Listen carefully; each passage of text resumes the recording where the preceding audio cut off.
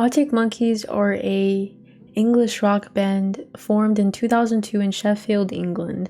The band consists of Alex Turner, Matt Helders, Nick O'Malley, Jamie Cook, and formerly Andy Nicholson, who left the group in 2006. The band has 6 studio albums and several other singles in between. They've been nominated for 5 Grammys, won 38 awards out of their 92 nominations, and have amassed success since their debut album, making history at the NME Awards in 2006 as the first band to win Best New Band and Best British Band. I personally discovered Arctic Monkeys in 2013 after they released AM, which isn't a special story at all, as that's the story that most people say. Nevertheless, I fell in love with the nature of their music. It's something so different from other artists in their genre. It respects the instrumentation and origins of rock while also offering beautiful, well-written stories. When I think about the band and the main writer for their music, Alex Turner, I always say that man could write a love story 1,000 times and it would be different every single time, because it's true. Arctic Monkeys are in their own lane. That's just facts, period per. As I've said before, I really wanted to make a video that took one artist and explored their entire discography and analyze what makes their sound so effective. I've been in love with Arctic Monkeys lately, so I thought it was only fitting to make the first video about them. This review won't include every single Arctic Monkeys song, just their 6 main albums. So let's explore the unique and beautiful sound of Arctic Monkeys. Before I get started though, I do want to say subscribe.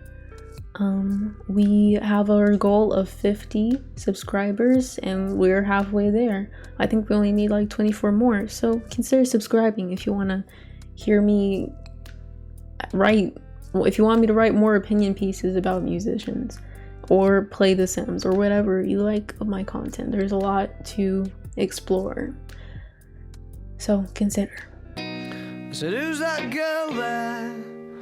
I wonder what went wrong so that she had to roam the street. Their debut album, Whatever You Say They Say I Am, That's What I'm Not, is, in my opinion, their weakest album, which speaks to their talent because I still really like the album. I only say that it's their weakest because I found the melody repeating itself throughout the album. A few of the songs just sounded like copies of each other. Hearing this album after listening to AM and Tranquility was really interesting because the way Alex sings is so different. In this album, it's more of a like shouting, singing, while as in others, it's like singing. I don't mind this though. I think it's a better choice for the hard rock sound they were going for. I bet You Look Good on the Dance Floor, though, should have been the first song. There's a reason why it's one of Arctic's most popular songs. It's stronger melodically. It has this power to make your whole entire body vibrate. In this song, you also hear the theme of the high-pitched singing between the main lines that you also hear in AM. As you move through the album, the pounding of the drums and the hardcore rock calms down. I really like that progression from headbanging to sweet romance, like in Riot Van, which also is a good example of Alex's storytelling. It's so much more chilled in the beginning of the album. It's perfect for a debut album because it indicates all the different styles within the genre that they can offer. Their instrumentation in this album is freaking amazing, especially in Red Light indicates doors are secured. That bass line is delicious. Highlights from the album are From the Ritz to the Rebel, I Bet You Look Good on the Dance Floor, When the Sun Goes Down, and Dancing Shoes. It's a great example of a debut album. Of course, there are a few kinks, but that's natural.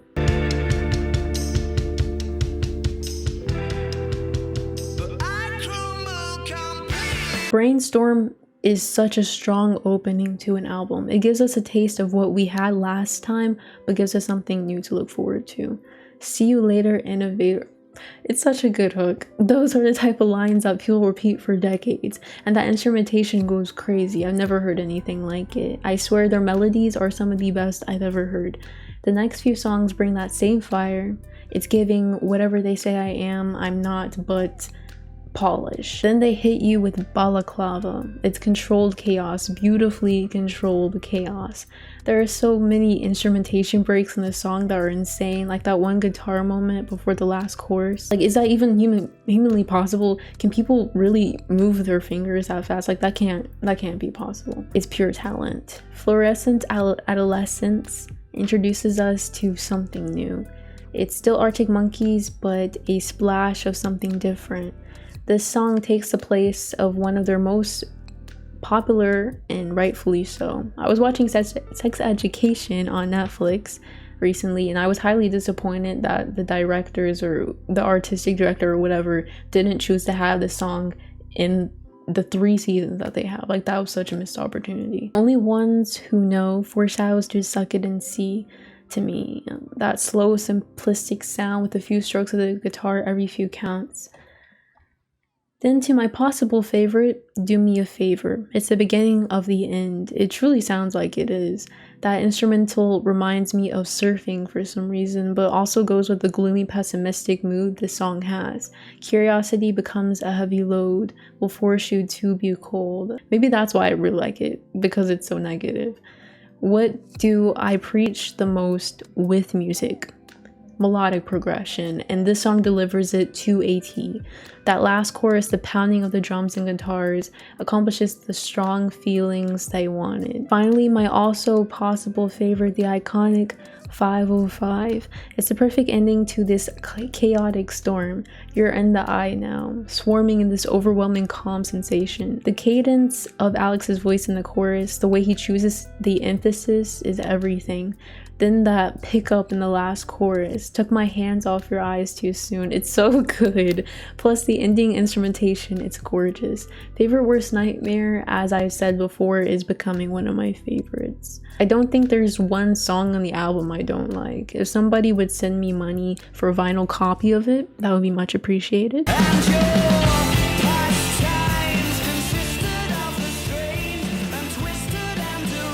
I really expected Humbug to be boring. Let's just say it exceeded my expectations. It begins with one of Arctic Monkeys' 2 most iconic songs, My Propeller and Crying Lightning.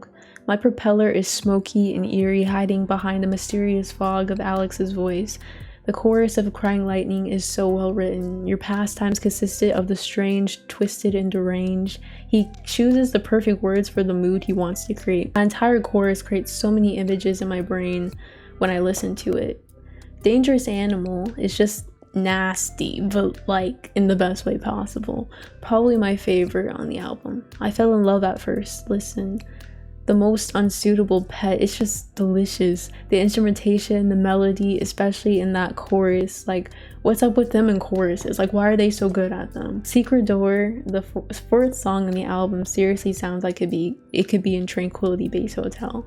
Once Arctic polished their sound, it became timeless. It never gets outdated or too old. It stays frozen in the beauty of its time. I would definitely place it below Favorite Worst Nightmare though.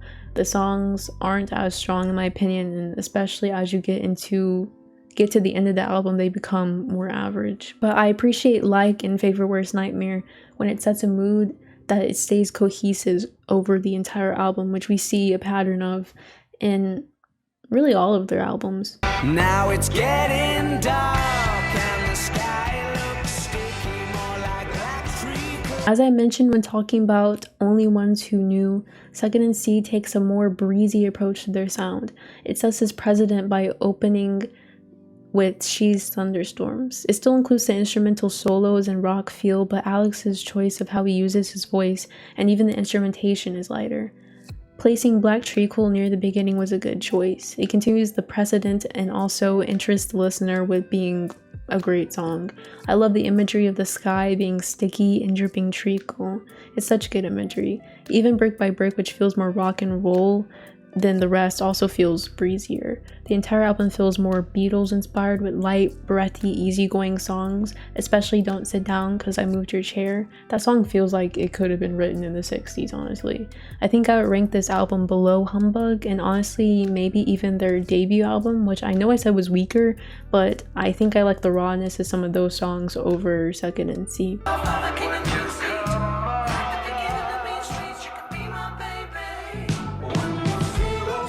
Move from the light and airy sound of Second and C to the pure rock and roll of AM, the essence of Arctic Monkeys. Dark black night sky, nothing but darkness and white waves of sound, unspoken stories of the dark. Of course, I will always have a soft spot for this album as it was my first. I've ever heard from them, and what ultimately led me to love their music. This is the album every avid fan of theirs is annoyed with because it's the most popular.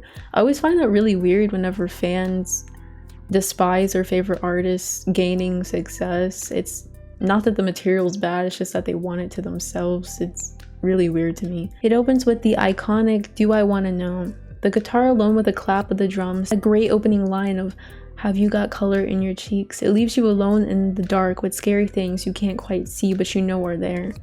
That's what I was trying to go for in my animation, which you should all go watch after this video.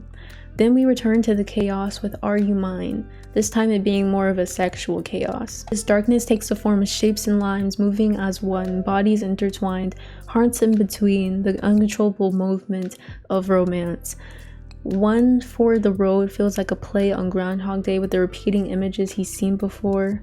Don't get that sinking feeling, don't fall apart. The diction in the song, and honestly all of them, reveal something about this world that they're trying to create. Arabella's description of this woman, she's a modern lover, she's made from outer space. You can't tell me that's not delicious. Now I want to focus on one I've been listening to on repeat, Knee Socks. The nasty, grungy guitar opening into an image of the light switch being flipped. This entire first section, you got the lights on in the afternoon. The nights are drawn out long, and you kiss into cut through the gloom with a cough drop colored tongue. The familiarity of someone's face, a happy accident. Just a side note, the way Alex pronounces Tuesday, I know every British person says it like that, but it just feels special whenever he does it. His inflection in the second verse, the way he leans into those notes and holds onto them, every word until he desperately has to let go. Perfection. And those zeros line up on the 24-hour clock. Strange things happening with no explanation. You know something is wrong, you just don't know what. The part where the song breaks down to that chant and then slowly builds back up to Alex singing in gibberish over it and then pushing that howling into the last chorus, it sends chills down your spine. And that's why Knee Socks is the best song on the album. Exploration, fantasies, greed, and women. It's perfection wrapped up in a pessimistic, hopeless bow.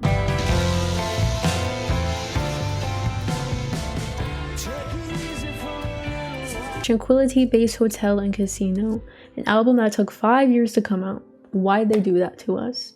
When I heard this album in 2018, I did not like it. I was expecting it to be another AM. But as I've aged and as music around me has aged, I've learned the beauty in diversity in sound. I can now properly appreciate the 70s, 80s aesthetic they achieved in this album. Achieved is capitalized. They set this precedent with star treatment. What I noticed this album has that the others don't instrumentally is the keyboard. They show us off immediately. Regrets and missed out dreams. So who you gonna call? The Martini Police. Bum, bum, bum. Took the light forever to get to your eyes. What do you mean you never seen Blade Runner? There are so many good lines in this song. That sound in the middle of the verse and chorus sounds so 80s, like it's the beginning of some TV program. I haven't mentioned this yet, but Alex Turner's voice is so weird, but like in a good way. It's so unique how he can twist and manipulate his voice to do things I've never heard anyone do. I hear this in the song, the album's name song, Tranquility Base Hotel and Casino. Then there's 4 out of 5, which I will totally review for the 3rd time. Okay, don't come for me. The epitome of capitalistic greed and how institutions destroy people's lives or manipulate their minds. Gentrification, billboards, and hidden activity. That scratchiness of the guitar, at least in the Electric Lady Studios recorded version, is uncovering those mysteries. When I hear that chorus, I see images glitching out. Like whenever the guitar scratches, just like that really creepy, those really creepy videos where their faces are glitching out, but they're still moving. Also, speaking of that last chorus, coming down from that guitar solo to the breathy vocals, there's something so impactful about it. I never get tired of hearing it. It impresses me every time. The deepest notes to that beautiful belt, I crown this song the best Arctic Monkey song ever. I want to hear no backlash. My opinion is the correct one. I love that they took the opportunity with this album to explore something different. There's something special about its approach to renewing the Arctic Monkeys sound. No matter how you bend it or mold it, the sound of Arctic Monkeys is timeless. It resonates with everybody across time. It's invincible. I honestly admire all the members for making a discography so polished and pure. Words can't describe their talent. Awards can't live up to their impact of their work, although they should win a Grammy. They've created something nobody can recreate. Like I said before, they are truly in their own lane, one of a kind. Not 4 out of 5, but 5 out of 5, 1,000 out of 5. Well, that's all for my review. It's a lot shorter than I thought it would be. Okay, but like I said, subscribe. Look forward to this series. If you want, tell me somebody you would like to have me make a video like this for, or even just do a simple music review for. And the next music review will probably be November. Will it? If November brings music, I don't know if it will, honestly, because at the end of the year nobody puts out music. But there is the new Silk Sonic song, which you should all listen to. I will of course link all of the albums in the description below, so go and listen to them. I really wish YouTube allowed me to show you guys all of this music or intertwine it into the video. Like how good of editing would that be if I could do that? I can just imagine. While I was writing the script, I could imagine intertwining these songs into, like, I knew where I would place them and everything, like, but I can't because YouTube sucks. Or not, it's not even YouTube's fault, actually. It's the music industry's fault, but we won't get into that. And technically I should be able to, okay, let me not rant about this, but technically I should be able to because it's fair use, because I'm commenting on their music, but I will still get probably like a copyright strike. So it makes me aggravated. It makes me so aggravated because it makes no sense, and the laws and stuff, but they don't even apply. It's fine. It's fine. I'm not totally gonna explode. But anyways, have a good day. Okay, bye.